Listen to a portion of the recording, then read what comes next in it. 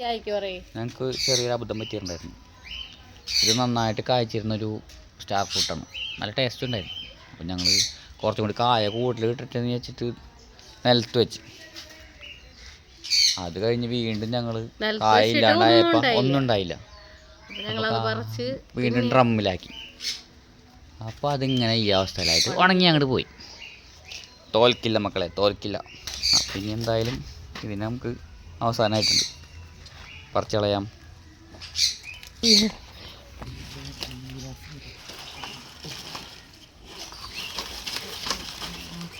ചീരത്തൈ ഉണ്ടായാല്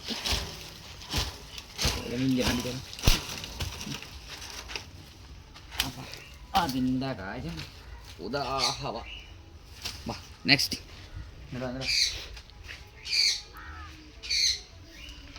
സ്റ്റാർ ഫ്രൂട്ടിന് ഒരു പ്രത്യേകതയുണ്ട്. നമ്മളെല്ലാ കടയിൽ നിന്നും വാങ്ങുന്നത് ഒരേ ടേസ്റ്റ് ഉള്ളതല്ല. ഞങ്ങളുടെ ഇത് ചെറിയൊരു ചവർപ്പുണ്ടായിരുന്നു, നല്ല മധുരമുള്ളതായിരുന്നു.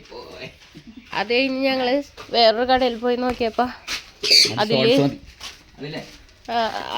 മധുരമില്ല. പക്ഷേ ഇത് ഈ ഇപ്പോൾ ഞങ്ങൾ വാങ്ങിച്ചേക്കണ കടയിൽ നിന്ന് ഉള്ളത് ഞങ്ങൾ കഴിച്ചിട്ടാണ് വാങ്ങിയത്.